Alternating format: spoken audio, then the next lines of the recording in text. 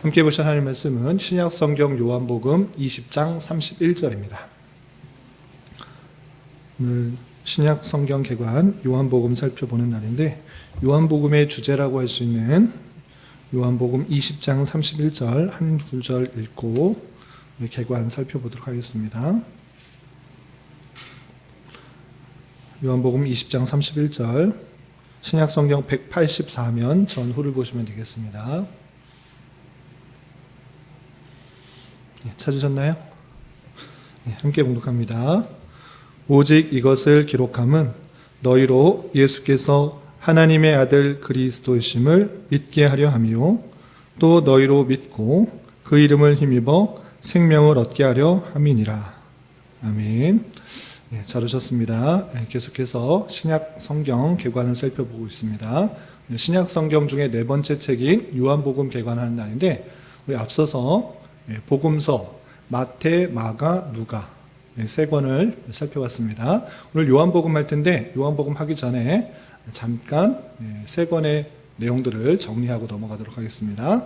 먼저 마태복음을 살펴봤는데, 마태, 마가, 누가, 요한 모두 다 똑같이 예수님께서 어떻게 이 땅에서 사역을 하셨고 어떻게 부활 승천하셨는지 예수님에 대한 활동을 기록한 그것이 복음인데, 마태는 특별히 대상이 누구에게로 집중됐다고 했습니까? 이방인이 아니라 유대인, 유대인이라고 했습니다. 왜 이렇게 그렇게 말할 수 있느냐라고 했을 때, 유대인이 익숙한 아브라함과 다윗, 그 자손, 계보를 쭉 밝히면서 그의 자손을 따라서 계보를 따라서 예수님께서 오셨다라는 것들을 밝혀줄 뿐만 아니라, 구약 성경에 익숙하기 때문에 구약 성경에 예언되었던 그 많은 내용들이 이루어졌다, 응답되었다, 나타났다, 이렇게 설명하고 있는 그런 특징이 있다고 하였습니다. 그래서 마태복음은 1차적으로 구약 성경에 익숙한 유대인들에게 쓴 내용들이고, 또 그 예수님이 누구인가를 밝히는 데 있어서 유대인의 왕, 만왕의 왕 대신 예수를 밝혀주는 데 그 목적이 있다, 이렇게 말했습니다. 물론 다른 특징도 있지만 다른 복음서와 비교해 볼 때 더 독특하게 두드러지게 왕 대신 예수님에 대해서 설명하고 있다, 이렇게 표현했습니다. 그리고 예수님의 행적도 물론 잘 표현되고 있지만, 다른 복음서에 비해서 예수님의 사역보다 무엇에 더 집중되어 있는가라고 할 때 설교의 내용들이 많이 두드러지게 표현되고 있는 것을 볼 수 있습니다. 반면에 마태복음 다음에 나오는 복음서가 뭐죠? 마가복음. 마가복음은 유대인이 아니라 누구에게? 이방인, 특별히 헬라인에게 1차 독자가 된다라는 것을 알 수 있었습니다. 어떻게 그렇게 알 수 있었습니까? 유대인의 명절에 대해서 소개해 주는 장면을 통해서, 유대인이라면 당연히 알 명절을 소개하고 있다라는 것을 통해서 유대인이 아닌 다른 사람이 썼을 것이다 생각할 수가 있고, 특별히 아람어를 헬라어로 번역해서 쓴 표현들이 많이 등장하고 있습니다.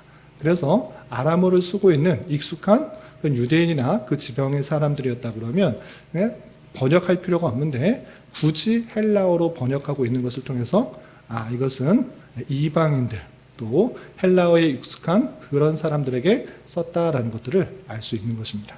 그런데 예수님이 왕 되신 것도 물론 표현되지만, 다른 복음서와 비교를 해볼 때 예수님께서 고난당하신 종으로의 모습들이 아주 잘 드러나는 것이 마가복음이다, 이렇게 됐습니다.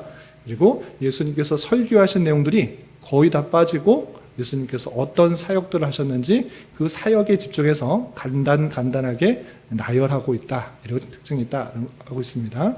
그래서 마가복음은 가장 짧은 복음서이지만 예수님의 행적들, 기사들을 많이 집중해서 표현하고 있다, 이런 특징들이 있다라고 했습니다. 그리고 세 번째 배운 책은 누가복음이었습니다. 누가복음은 마태복음에서 왕 대신 예수를 표현했고, 마가복음에서 종 대신 예수를 표현했다고 하면, 누가복음에서는 무엇을 표현했다고 했습니까? 흠이 없으신 인자의 모습으로 오셨다. 그것을 강조하고 있습니다. 물론 다른 특징도 종 대신 모습도 나타나고 왕 대신 모습도 나타나는데, 비교를 하자면 더욱더 인자, 사람의 모습으로 흠이 없는 그 모습들을 더욱더 잘 드러내고 있다고 했습니다. 그리고 누가복음에 아주 독특한 특징이 있다고 했습니다. 가장 먼저 서론이 있는 것입니다. 누가 누구에게 무슨 이유 때문에 썼는지에 대해서 아주 서론으로 잘 밝혀주기 때문에 목적이 잘 드러나고 있는 것입니다. 그런데 그 목적을 자세히 살펴보면 이미 알고 있는 바를 더 확실하게 알려주고자 라는 그런 분명한 특징이 있는 것입니다. 그래서 마태나 마가를 통해서 어느 정도 예수님에 대해서 했던 일들을 아는 그 상태에서 알려지지 않은 다양한 일들을 덧붙임으로 말미암아 더 풍성하게 예수님에 대해서 알게 되는 것입니다. 그래서 마태복음과 마가복음의 그 겹치는 내용이 거의 90%, 예수님의 총 하신 일들의 90%가 겹친다고 하면 이 누가복음은 60% 정도는 겹치지만 나머지 40%는 독특한 내용들이 나오는 것입니다. 그 중에서도 누가복음에서는 어린 아이들에도 관심 있고 여자에게도 관심 있고 또 세리에게도 관심 있고 백부장에도 관심 있고 또 양치는 그 목동에도 관심 있는 것을 볼 수 있습니다. 이렇게 낮아져 있는 또 소외된 계층에까지 낮아진 모습으로 그 인자, 사람의 아들로 오셔서 복음을 전하고 큰 기쁨의 좋은 소식을 전하는 그 모습들을 볼 수가 있는 것입니다. 그리고 그 인자의 모습들을 드러내는 것 중에서도 또 하나의 특징이 있는데 예수님의 무엇이 강조된다고 그랬습니까? 예수님께서 기도하는 장면이 강조된다. 예수님께서 6번이나 기도하는 장면이 강조되고 제자들에게도 기도하는 장면이 또 특징하라고 강조하는 것이 특징이다. 이렇게 살펴봤습니다. 그래서 어느 정도 예수님에 대해서 알고 있지만 더욱더 확실하게 자세하게 알려주기 위해서 누가가 1차적으로는 데오빌로 각하에게 쓴 것이 또 그 주변에 있는 또 로마인과 헬라인과 모든 성도들에게 펼쳐져서 깨닫게 되는 것이다 라고 했습니다. 이 세 개는 거의 일정한 형식에 따라서 같은 관점에서 쓰여졌는데 요한복음은 다르게 됩니다. 오늘 요한복음에 대해서 배울 텐데 어떤 특징이 있는지 살펴보도록 하겠습니다. 먼저 간단하게 동영상 하나 보고 짧지만 핵심적인 내용들이 다 들어있습니다. 그래서 이거 보시고 이걸 보신 다음에 부족한 부분 또 보충해야 될 부분들은 교환을 통해서 다시 한번 복습하고 더 첨가하도록 하겠습니다. 내용을 보도록 하겠습니다. 안녕하세요. 이번에는 요한복음에 대해서 살펴보겠습니다. 요한복음은 비록 본문에서 요한이 저자임을 밝히고 있지 않으나 본서의 저자가 예수님의 제자 가운데 한 사람이며 최후의 만찬 때 예수의 품에 의지하여 주님을 팔자가 누구냐고 질문한 자이며 예수께서 사랑하시던 그 제자로 자주 등장하는 그 자가 기록했다고 말하므로 사도 요한이 가장 유력한 저자임을 알려줍니다. 폴리캅, 이레네우스, 클레멘트 등 초대교회 교부들도 세베대의 아들인 사도 요한이 에베소에서 요한복음을 기록했다고 증거합니다.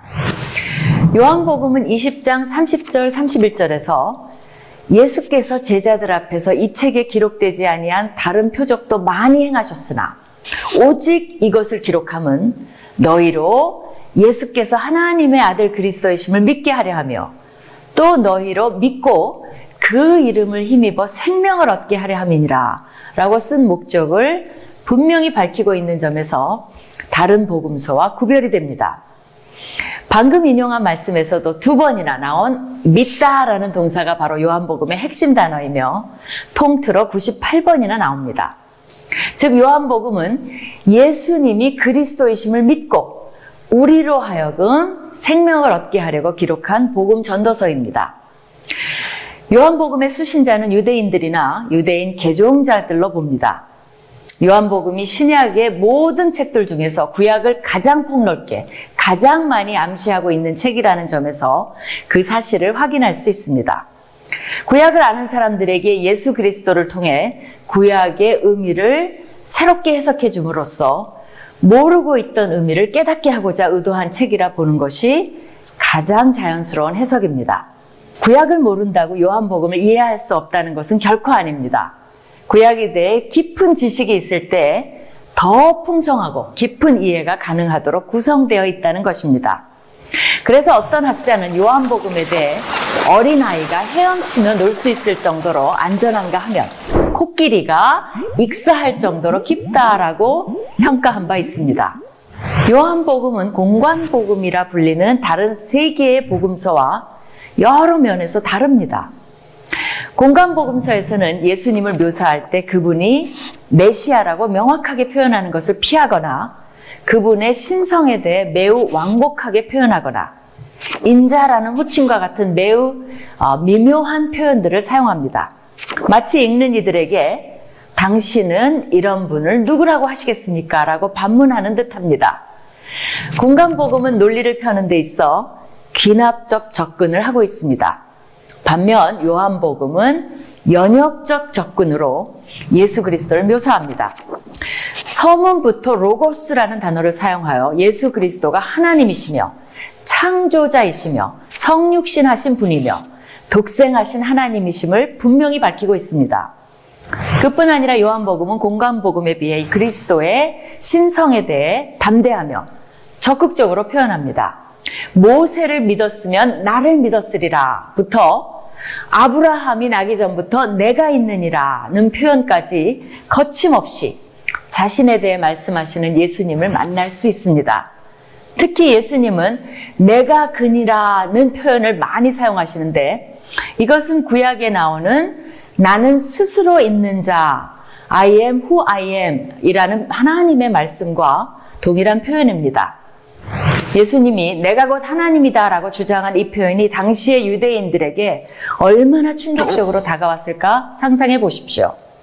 처음부터 예수 그리스도가 성육신하신 하나님이심을 밝히고 그러한 관점에서 그분의 가르침을 이해하며 그분을 믿어 영생을 얻게 하려는 의도가 있습니다.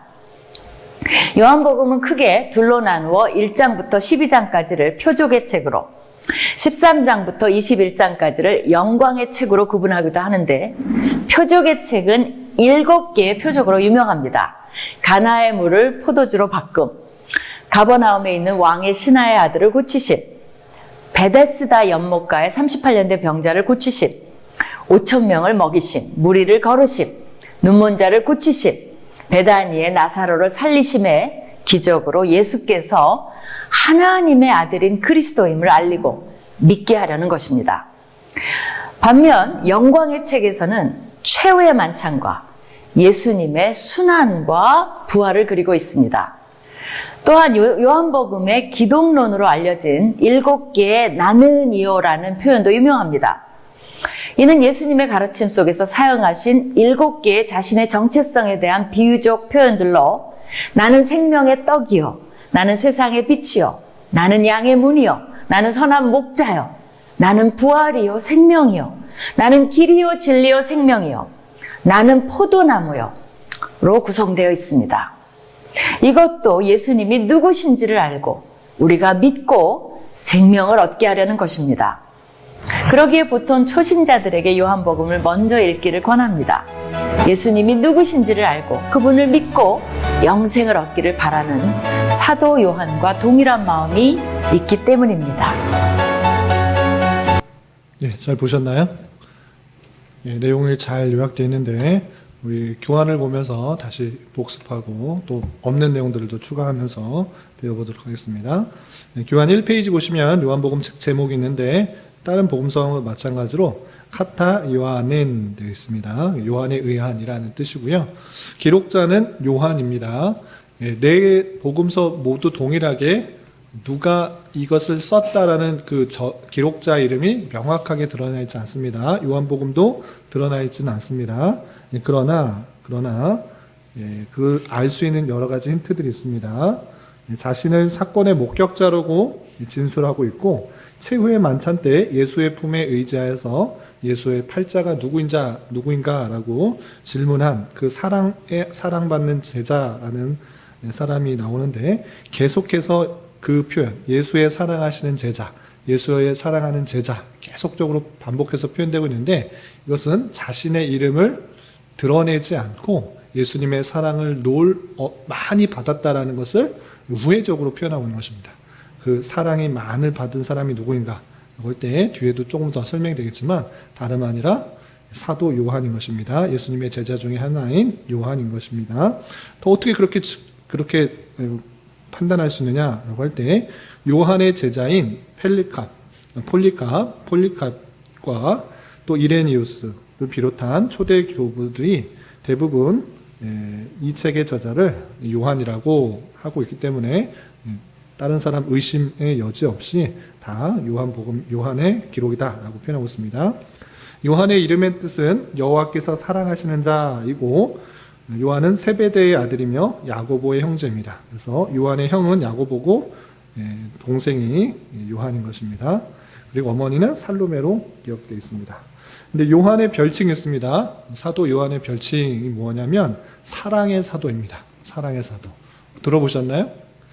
처음 들어보시나요? 사도 요한은 사랑의 사도다라고 하는데 왜냐하면 그가 기록한 요한 1서, 2서 그리고 요한 복음에서도 마찬가지지만 사랑이라는 표현이 대단히 많이 나옵니다. 그래서 별명이 사랑의 사도입니다. 그런데 처음부터 이렇게 사랑이 많았기 때문에 사랑을 강조했는가? 요한복음을 읽어보고 또 마태나 마가, 누가복음을 읽어보면 그 요한이 처음부터 사랑이 많았을까요? 많지 않았을까요? 많지 않았습니다. 오히려 예수님께서 그를 우레의 아들이다 라고 말할 정도로 아주 성격이 급한 사람이었습니다. 베드로도 성격이 급한데 야고보와 요한도 아주 성격이 급했습니다. 두 형제가 성격이 아주 급해서 우리의 아들이다라고 번개의 아들이다라고 할 정도로 성격이 급한 모습들을 보였습니다. 심지어는 예수님을 따라가는데 자기가 우편 또 좌편에 앉게 해달라고 어머니의 요청을 받아서 그렇게 높아지려고 하고 있는 진짜 앞뒤를 좀 분간 못하는 좌충우돌의 성격을 가지고 있습니다. 그런데 예수님께서 부활승천하시고 또 그 모든 사건들을 안 이후에 그의 기록을 보면 사랑을 너무 많이 강조하고 있는 것을 볼 수 있습니다. 그래서 사람들이 생각하기에 하나님의 그 놀라운 사랑을 받아서 이 우레와 같은 번개와 같은 좌충우돌하는 성격 급한 그런 제자까지도 사랑의 사도가 되었구나. 사랑을 품는 사람이 되었구나. 정말 예수님께서 사랑하는 그런 자의 모습으로 나타났구나. 이렇게 표현하고 있는 것입니다. 그래서 예수님께서 그 요한을 변화시켜서 사랑을 강조할 수밖에 없는 정말 사랑을 품게 하는 그 모습으로 변하게 하셨다. 이렇게 생각하시면 되겠습니다. 그래서 사랑의 사도, 요한 1서나 2서를 보면 사랑이 대단히 많이 강조되고 있는데 사랑을 많이 강조하는 그 사도는 예수님의 큰 사랑을 깨달았기 때문에 완전히 사랑으로 변화된 그 모습을 가졌다. 이렇게 생각하시면 되겠습니다. 그리고 이 페이지 기록 연대에 보시면 정확하게는 알 수 없으나 AD 85년에서 90년경으로 추측을 됩니다. 그러니까 복음서 중에서는 맨 마지막에 기록된 것이 아닌가 이렇게 생각할 수 있습니다. 왜 그런가라고 하면 요한복음 21장 18절부터 19절까지 보면 베드로가 어떻게 죽을 것인지 아는 듯한 그 표현이 나옵니다. 한번 잠깐 볼까요? 21장 18절 19절 보시면 베드로에게 하신 말씀인데 내가 진실로 진실로 내게 이르노니 내가 젊어서는 스스로 띠뛰고 원하는 곳으로 다녔거니와 늙어서는 내 팔을 벌리리니 남이 내게 띠띠우고 원하지 아니하는 곳으로 데려가리라. 이 말씀을 하시면 베드로가 어떠한 죽음으로 하나님께 영광을 돌릴 것을 가리키심이러라 라고 표현하고 있습니다. 그래서 이 표현을 한 것을 통해서 베드로가 옛날에 예수님께서 하신 말씀을 볼 때 어떻게 될 것을 다 알고 계셨구나 이렇게 표현하고 있다는 것입니다. 그래서 베드로가 순교를 당한 이후 정도로 생각할 수가 있고 또 사도 요한이 반모섬에 유배된 것으로 또 보내진 시점을 생각하는데 사도 요한이 에베소로에 있던지 아니면 반모섬에 유배되었던지 하여튼 그 말미쯤에 쓴 것으로 생각이 되는 것입니다. 그런데 정확하게는 알 수 없지만 그때 시대의 상황이 더 중요합니다. 그때 상황은 어땠는가 보시면 당시의 교회는 AD 70년 예루살렘 함락 이후인 것입니다. 그때는 율법을 중시하는 바리새파들이 더욱더 유대주의를 강조했습니다. 이 성전이 무너졌기 때문에 야, 율법을 잘 안 지켰어. 하나님 말씀 안 지키니까 구약 시대에도 그렇게 성전이 무너졌더니 또 무너졌다. 그러니 우리는 율법을 정말 잘 지켜야 된다라고 그 율법주의자들, 바리새파들이 더욱더 율법을 강조하고 있던 시점이었습니다. 그렇기 때문에 예수님을 믿음으로 구원받는다라는 교회 그 성도들에게는 당연히 핍박과 박해가 가해질 수밖에 없었던 것입니다. 어떻게 사람을 믿냐? 저게 무슨 하나님이냐? 율법을 온전히 지켜야지 하나님한테 은혜를 받고 복을 받는 것이다 라고 강조했던 그런 시점이었던 것입니다. 뿐만 아니라 영지주의자들이 교회에 침투하여서 교회 안에서도 영지주의자들과 갈등이 생겼던 것입니다. 영지주의자들 예전에도 한번 설명했다시피 예수님께서 그리스도 육체로 오심을 부인하는 것입니다. 영은 거룩한 것이지만 육은 거룩하지 않다. 죄가 많은 것이다. 어떻게 하나님께서 육체로 오셨냐? 그런 거 있을 수 없다라고 말하는 것입니다. 그러면서 하나님의 사랑과 인간의 죄, 그리스도의 속죄, 육체의 부활을 부정하는 그런 주장하는 사람들이 교회 안에까지 들어가게 되었던 것입니다. 그래서 기독교는 큰 위기를 맞게 되었습니다. 이러한 상황 속에서 율법주의를 강조하는 사람과 영지주의를 강조하는 사람들 사이 속에서 사도 요한은 이 편지를 쓰게 된 것입니다. 그래서 사람들에게 육체로 오신 하나님, 그리고 예수 그리스도를 유대인이든지 헬라인이든지 누구든지 믿기만 하면 영생을 얻는다는 참된 복음을 강조하며 전할 필요가 생긴 것입니다. 그래서 혼란스러운 상황 속에서 그 하나님이 육체로 왔다. 육체로 오셨다. 그리고 그 육체로 오신 예수님을 믿기만 하면 구원받는다. 이것을 강조하고 있는 것입니다. 그래서 하나님이 세상을 이처럼 사랑하사 독생자를 주셨으니 이는 그를 믿는 자마다 멸망치 않고 영생을 얻게 하려 하심이라. 요한복음의 요절 또는 성경 전체의 요절이라고 할 수 있는 그 말씀을 하는 것입니다. 육체로 오신 그 예수 그리스도를 믿는 것, 하나님의 독생자 그 아들을 믿는 것, 그렇게 되면 누구든지 영생을 얻게 된다. 이것을 말하는 것이 사도 요한의 목적이라고 할 수 있는 것입니다. 그리고 기록 목적, 아까 요한복음 20장 31절 읽었던 것처럼 직접적으로 나타나 있는 그런 복음서입니다. 누가복음도 그렇게 써 있는데 요한복음도 그렇게 나타나 있습니다. 그래서 목적이 무엇인가? 너희로 예수님께서 하나님의 아들 그리스도이심을 믿게 하려 하며 또 너희로 믿고 그 이름을 힘입어 생명을 얻게 하려 합니다. 그리고 구체적으로 밝혀주고 있는 것입니다. 예수라는 그 사람이 하나님의 아들이다. 그리고 그리스도시다. 그리스도시라는 말이 무엇입니까? 구세주, 메시아. 하나님의 아들로 끝나는 것이 아니라 하나님의 아들이시면서 동시에 메시아다. 우리를 구원하실 분이다. 라는 것들을 알려주고 그것을 아는 것에서 그치는 것이 아니라 믿는 것을 통하여 생명을 얻는 구원을 얻게 하려고 한다. 영생을 얻게 하려고 한다. 라는 것들이 구체적으로 밝혀주는 것입니다. 그래서 요한복음의 전체 말하고자 하는 것, 예수님이 하나님의 아들이고 그리스도시다. 그리고 그것을 믿어서 영생을 얻게 하려고 이것을 썼다라고 분명히 표현해주고 있는 것입니다. 그리고 주제는 여러 가지가 주제라고 할 수 있겠지만 크게 두 개로 정리하겠습니다. 첫 번째, 로고스이신 예수 그리스도인 것입니다. 성경에 로고스라는 말이 표현되지는 않았지만 우리나라 말로 변형될 때 이 로고스가 무엇으로 변형됐습니까? 말씀. 태초에 말씀이 있으니라. 이것이 로고스에 바뀌어 있는 우리나라 말의 표현인 것입니다. 로고스가 무엇인데 그냥 하나님이라는 것입니다. 하나님.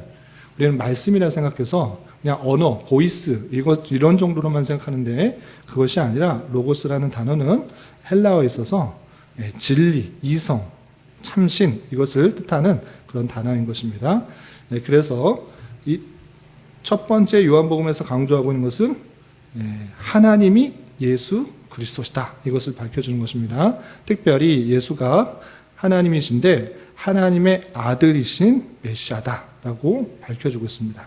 그것을 다른 공간복음서에서는 어떻게 표현했는가?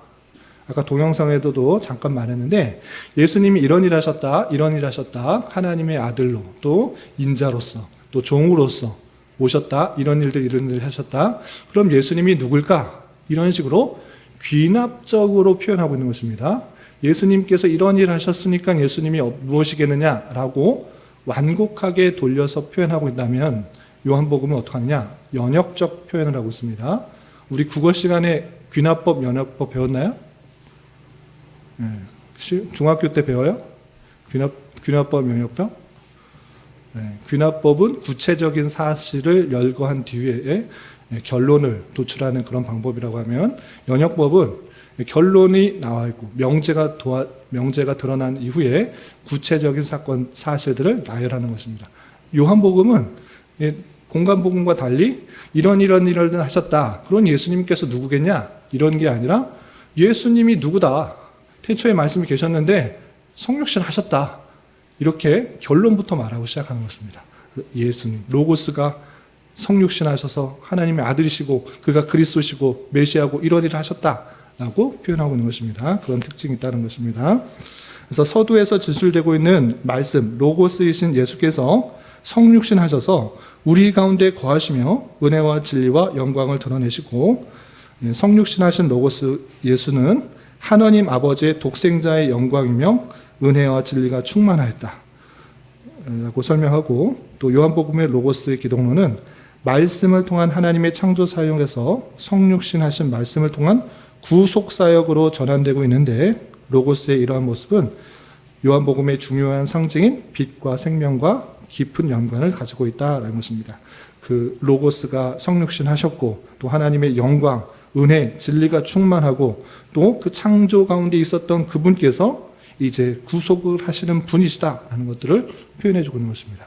그래서 1장의 주자가 잘 드러나고 있는데, 그것은 로고스이신 예수, 그 예수가 메시아, 그리스도시다라고 표현하고 있는 것입니다. 그리고 두 번째 중요성, 두 번째 주제는 3페이지 처음에 있는 믿음입니다. 믿음. 이 공간복음과 또 요한복음 4개의 복음서 중에서 믿는다라는 표현이 어디 가장 많이 나올까요? 요한복음입니다. 요한복음에 무려 98번이나 언급되고 있습니다. 다른 데도 많지 않습니까? 당연히 복음서면 예수님 믿어야 되니까 믿는다라는 것이 강조되지 않습니까? 라고 할 수 있는데, 의외로 믿는다는 표현이 많이 등장하지 않습니다. 마가복음에는 11번, 마태복음에는 14번, 누가복음은 9번밖에 등장하지 않는데, 요한복음에는 몇 번이나 등장한다고요? 98번. 몇 배나 더 많이 나오고 있는 것입니다. 이렇게 요한복음은 사람을 두 분류로 나눠놓고 생각합니다. 어떤 사람이냐? 그리스도가 예수가 그리스도라는 사실을 믿는 사람과 그렇지 않는 사람을 둘로 나눠놓고, 믿는 사람은 영생을 가진다, 구원을 받는다, 생명을 얻는다, 이것을 강조하고 있고, 또 빛 가운데 행하지만 믿지 않는 사람, 그런 사람들은 마지막 날에 심판받는 사람이고 또 어둠 가운데 행하는 것이다. 이것들을 표현해 주고 있는 것입니다.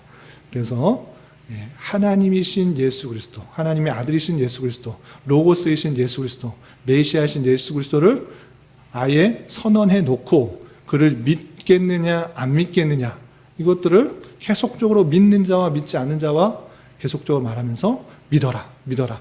믿는 자에게는 영생, 생명, 하나님의 은혜, 또 빛 가운데 행할다, 이런 것들을 강조하고, 믿지 않은 자는 그렇지 않는 반대적인 삶을 강조하고 있다.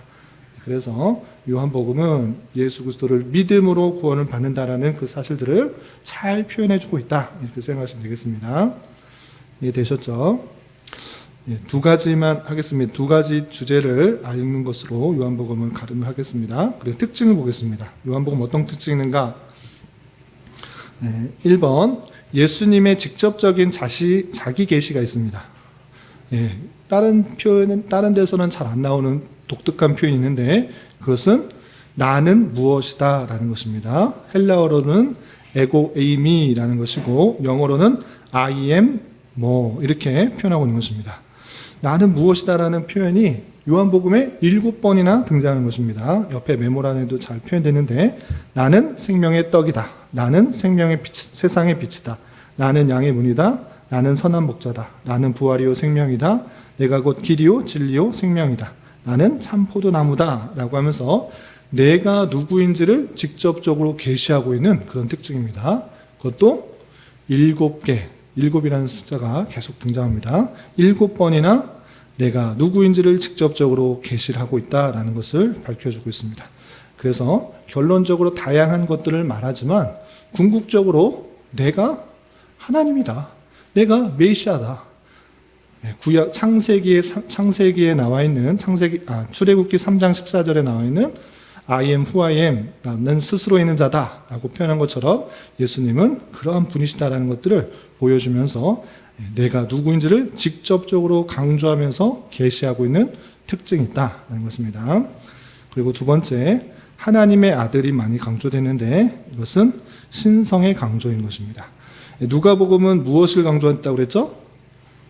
인성, 사람의 아들. 그래서 예수님께서 배고프시도 하고 눈물도 흘리시고 또 연약한 자들과 같이 하시고 그 사람의 인간적인 모습들이 잘 드러나고 있다고 하면 요한복음은 그것과는 대조적으로 반대적으로 신성이 강조되고 있는 것입니다. 그래서 하나님의 관점을 가지고 예수님의 신성을 강조하고 있는 것입니다. 하나님께서 이 세상을 바라보시면서 예수님께서 누구시다는 것들을 그냥 던져주듯이 강조하듯이 알려주고 있다는 것입니다. 그래서 마태, 마가, 누가와 같이 공간복음에 나와 있지 않던 인물들과 예수님의 대화가 요한복음의 주제에서 나오는 것입니다. 그래서 나다넬과의 그런 대화, 또 니고데모와의 대화, 사마리아 여인과의 대화, 음행한 여인과의 대화에서 예수님의 신성들이 잘 드러나고 있습니다. 또는 내가 너 어제 봤다. 그리고 영으로 나지 않으면 천국에 갈 수가 없다. 하나님께 예배할 때는 어떻게 예배드려야 된다. 그리고 내가 너를 용서한다. 라는 그런 신성을 갖고 있는 그런 표현들이 등장한다는 것입니다.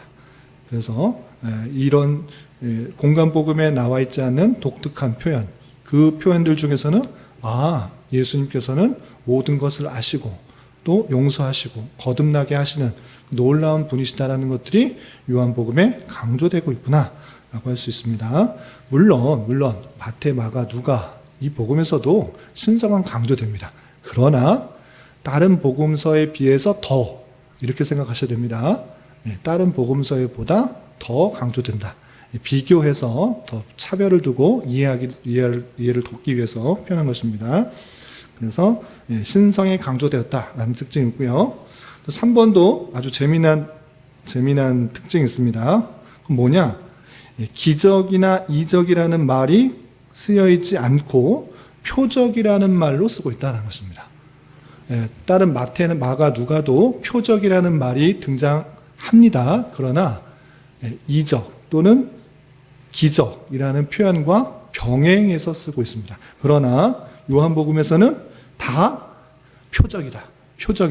그냥 우연이라는 거 아니고 기적같이 일어나는 것이 아니고 그것은 다 표적이다라고 쓰고 있다는 것입니다. 그렇기 때문에 표적을 통해서 이것이 의미하는가가 무엇인지를 덧붙여서 설명한 부분들이 많이 있다는 것입니다. 그렇게 설명함으로 하나님의 아들 되신 그 신성을 보여주는 특징이 있다라고 표현하고 있는 것입니다. 그리고 궁극적으로 하나님의 아들 그분이 그리스도시고 그를 믿는 것으로 생명을 얻게 하려고 하는 그런 주제를 강조하기 위해서 기적이 일어났다라고 하지 않고 예수님께서 행하신 표적들이 나타났다. 그 표적은 예수님이 누구인지를 알려주는 표적이다라는 것입니다. 그래서 요한복음의 독특한 특징 중에 하나는 기적이라는 말을 쓰지 않고 표적이라고 썼다라는 것이고요. 또 네 번째도 아주 재미있는 특징이 있습니다. 그건 무엇이냐? 예수님께서 기도하셨다는 표현이 나오지 않다? 나오지 않는다입니다. 누가복음에서는 6번이나 계속적으로 뭐 할 때마다 강조를 하는 모습이었잖아요. 뭐 제자들 부를 때 그 마태복음에서는 설교한 내용이 나오는데 누가복음에서는 기도한 내용이 나오고, 그런데 요한복음에서는 기도했다는 표현이 나온다고요? 안 나온다고요? 안 나온다. 이것도 참 신기합니다. 예수님께서 기도 안 하셨는가? 기도는 하셨습니다. 기도는 하셨습니다. 아주 대표적인 게 요한복음 17장 대제사장적 기도인 것입니다. 기도는 하신 모습이 나옵니다. 그리고 요한복음에서 오병이어의 기적이 나오기 때문에 떡을 떼기 전에 기도하셨습니다. 그런데 기도라는 표현을 안 쓰고 있다는 것입니다. 특이하죠? 오병이어 때 그럼 기도 안 하고 뭐 하셨는가? 축사하셨다라고 표현되어 있고, 요한복음 17장에서도 예수님께서 하나님께 기도했다라고 표현하지 않고 우러러 이르시되, 눈을 들어 하늘을 우러러 이르시되라고 표현하고 있습니다. 기도라는 표현을 일부러 피하는 듯한 인상을 받게 되는 것입니다. 예수님께서 기도하지 않으신 거 아닙니다. 기도하셨는데 기도라는 그 단어를 일부러 피한 것이 아닌가 할 정도로 예수님한테는 기도를 쓰지 않았다라는 것입니다. 그리고 구하다, 묻다, 말하다는 뜻의 에로토라는 단어가 나올 뿐이다라는 것을 볼 수 있습니다. 이것도 마찬가지로 신성을 갖고 계시는 하나님께서 그 모든 것을 시행하는 분으로서 그냥 기도라는 표현을 피하진 않았을까, 이렇게 추측해 볼 수 있습니다. 정확하게는 알 수 없습니다. 그러나 어쨌든 예수님께서 기도하셨다는 표현이 한 번도 등장하지 않고 간구하셨다, 축사하셨다, 기원하셨다, 우러러 이르시다, 이런 표현으로 쓰셨다는 독특한 특징이 있습니다. 그리고 5번 보시면, 4페이지 5번 보시면 시간과 장소의 독특성이 있습니다. 공간 복음서에서는 예수님의 주 활동 무대가 갈릴리로 되어 있습니다. 갈릴리라는 것은 그러니까 유대의 북쪽 지역인 것입니다. 북쪽 지역. 그런데 요한복음에서는 유대 지방, 예루살렘 그 근처의 유대 지방의 사역이 강조되고 있다. 주 무대가 그것으로 되어 있다라는 것이고요. 또 시간상으로도 차이점이 있습니다. 지난주에도 말씀드렸다시피 새 공간 복음서에서는 6월절이 몇 번 나온다? 한 번 나옵니다. 그리고 마지막 예루살렘 성으로 예수님께서 딱 한 번 간 것처럼 표현되고 있습니다. 그러나 요한복음에서는 6월절이 3번 등장하고 6월절이 등장할 때마다 그 절기에 유대인들이 예루살렘 성에 가는 것처럼 3번 가는 것으로 등장하고 있습니다. 그래서 이것을 근거로 해서 예수님께서 3년 반 정도 공생하셨다라고 추측하는 것입니다. 마태, 마가, 누가를 통해서는 예수님께서 몇 년 동안 사역했는지 알 수 없습니다. 그런데 요한복음에서는 6월절이 3번 등장하고 또 3번이나 예루살렘 성으로 가는 것을 통하여서 3년은 더 넘게 사역하셨다, 이렇게 생각을 하고 있는 것입니다. 그리고 6번은 그냥 참고적으로 알아두시면 되는데, 헬라어가 되게 단순한 헬라어 표현으로 썼다라는 것입니다. 누가복음은 어떤 헬라어로 썼다고 했습니까? 상당히 고급 단어, 지식들이 많이 담겨있는, 또 의학적 지식이 담겨있는 세부적인 내용들이 담겨있는 그런 헬라어로 썼다고 하면, 요한복음은 아주 단순하고 평이한 그런 헬라어가 쓰여진 것입니다. 그래서 헬라어를 배우는 사람은 요한 서신과 요한 복음을 가지고 공부하는 경우가 많습니다. 그러나 단어는 간단하고 쉬운 간결한 표현이 많이 쓰여졌지만 그 속에 담겨있는 신학적 통찰은 대단히 무게가 있고 심오하다라고 할 수 있습니다. 아까 동영상에도 잠깐 표현됐는데, 어떤 학자는 어린아이가 헤엄칠 정도로 안전하지만 코끼리가 익사할 정도로 그 깊이와 무게가 아주 심오하다라는 표현도 쓴 것을 볼 수 있습니다. 그리고 7번, 요한복음은 공간복음과 달리 관점도 달리하지만 없는 내용들도 대단히 많이 나옵니다. 어떤 내용들이 나오는가 보시면, 요한복음에는 족보가 나오지 않습니다. 족보는 마태복음과 누가복음에 나오는데 마가복음과 요한복음에는 나오지 않습니다. 단지 시작과 끝이 영원하신 분이시다라는 것을 설명한 것입니다. 처음에도 계셨고 끝이기도 계신 그분이 하나님 예수 그리스도시다라는 것들을 표현해 주고 있고, 또 예수님이 태어나셨던 상황에 대한 묘사도 없습니다. 어린 시절에 대한 기록도 없습니다. 그리고 회개하라, 천국이 가까웠다, 이런 죄 용서에 대한 회개 외침도 없고, 세례자 요한에게 세례를 받으신 자세한 기록도 나오지 않고, 사탄에게 40일간 시험 받으신 부름도 없고, 귀신들을 내쫓는 기록도 나오지 않습니다. 또한 12제자를 택하시거나 70명을 내보시는 기록이나 변화산의 변화된 그 모습조차 기록되지 않는 것을 볼 수 있습니다.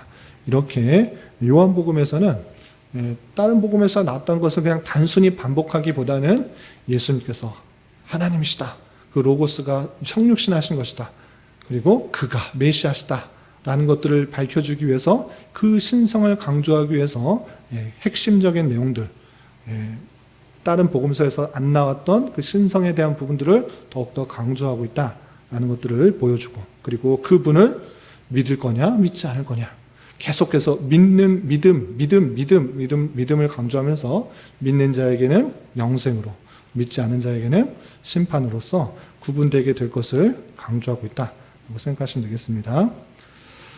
내용과 구조는 지금 여러 책들이나 사이트를 봤는데 다양하게 나누고 있어서 뭐 이대로 꼭 나눠야 된다 이건 할 수 없습니다. 이해를 돕기 위해서 두 개의 방편을 나누는데, 두 부분으로 나누는 방법과 네 부분으로 나누는 방법이 있습니다. 두 부분으로 나누는 것은 어떻게 나누는 수느냐?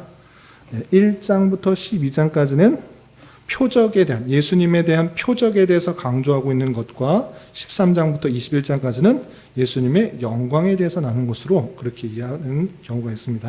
그래서 앞에 표적, 예수님의 표적들은 예수님께서 어떻게 나셨고 예수님께서 어떤 공생애를 하셨는지 그 일들을 표현하면서 궁극적으로 예수님께서 누구신가? 예수님께서는 하나님의 아들 메시아 그리스도시다 라는 것들을 강조하고 있다고 하면, 그분께서 13장부터 21장까지는 어떤 일을 하셨는가, 어떤 사역을 당하셨는가, 순환을 당하시고 또 부활하셨다라는 것들을 표현해 주고 있다라고 할 수 있습니다.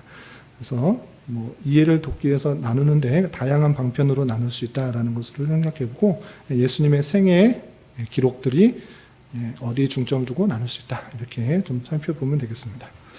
이상을 통해서 요한복음을 살펴봤는데 좀 정리가 되시나요? 다른 복음서와 비교를 하면서 하니까 더 독특성이 드러나는 것 같습니다. 처음에는 왜 복음서가 4개나 있나? 똑같은 게 왜 4개나 있나? 여기서는 이 말하고 저기서는 이 말하네? 다르네? 성경에 오류가 있네? 이렇게 바라볼 것이 아니라 4명의 기자가 다른 관점에 따라서 다른 목적을 가지고 저술을 했기 때문에 당연하게 다른 부분이 강조될 수밖에 없다, 이렇게 생각하시면 되겠습니다. 그래서 4개의 복음서를 가지고 예수님께서 어떠한 분이신지를 더욱더 풍성히 잘 깨닫고, 요한복음 기록자가 원했던 것처럼 정말 예수님을 나의 구세주, 메시아, 그리스도를 믿어 참된 생명을 가지고 이 땅을 살아갈 수 있는 우리 모두가 될 수 있기를 주님의 이름으로 부탁을 드립니다. 기도하겠습니다.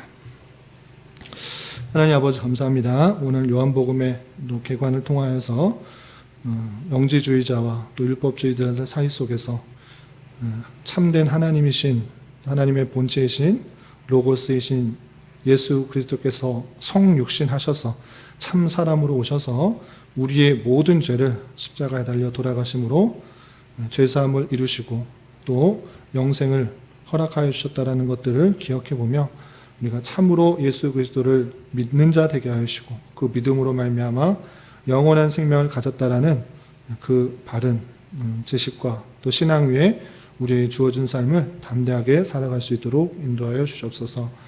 이 땅의 삶은 제한적이고 또 일시적인 것을 기억하며 영원에 있는 삶을 준비하는 기간으로 잘 훈련받고 연단되게 하여 주시고, 비록 내가 원하고 내가 기대하는 대로 되지 않을지라도 그 모든 상황과 여건을 통하여서 우리를 더욱더 하나님의 백성으로서 훈련시키고 또 성장케 하시는 하나님의 놀라운 섭리가 있는 줄 알고 잘 인내하여서 하나님의 백성다운 모습으로 성장할 수 있도록 인도하여 주시옵소서. 주님, 돌아오는 주일은 감사주일로 보내려고 합니다. 한 해를 되돌아보며 주님께서 신실하게 인도해 주셨다는 것들을 깊이 깨닫고 모든 일들에 대하여 감사가 충만할 수 있도록 인도하여 주시고 또 그 감사를 성도 간에 잘 표현하며 또 교제할 수 있는 은혜의 시간이 될 수 있도록 인도하여 주시옵소서. 주님께서 우리 교회를 이곳에 세워주셨사오니 이곳에서 진리의 말씀이 온전히 선포되게 하여 주시고 그 말씀 통해 힘을 얻고 위로를 얻고 능력을 얻어 각자에게 주어진 자리에서 주님의 뜻을 온전히 이루어가면 주님께서 찾으시며 기뻐하시는 교회로 날마다 성장할 수 있도록 은혜를 더하여 주시옵소서. 돌아가는 발걸음도 안전하게 지켜줄 줄 믿으며 예수님의 이름으로 감사히 기도드리옵나이다. 아멘.